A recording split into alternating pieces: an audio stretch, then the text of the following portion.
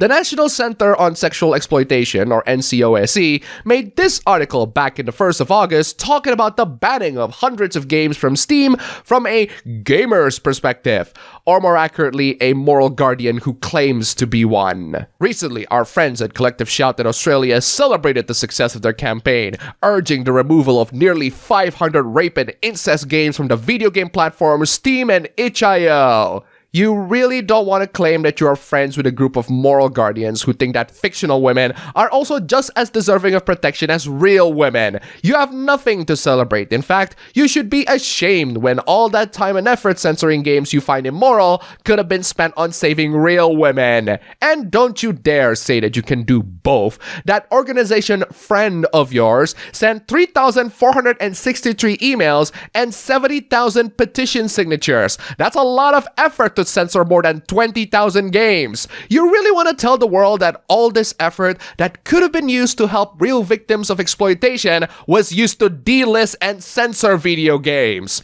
Games like No Mercy encouraged players to sexually torture every female character and rewarded them for doing so. It was promoted with language like, become every woman's worst nightmare. Yeah, and Doom promised that you can rip and tear demons from hell. That doesn't mean you're gonna do it in real life. Research shows that sexually violent media can and does lead to increased acts of sexual aggression in real life, as well as attitudes supporting sexual violence. No, it doesn't. The article had the temerity to cite some bogus research from 13 years ago with some really bogus claims. One paper claims that playing video games that depict violence against women and sexual objectification of women lead to acceptance of rape myths, like, if she's wearing a short skirt, she's asking for it. Yeah, this study is claiming a lot of BS with no evidence, and I can just dismiss it without evidence. These games can change us to be who we are.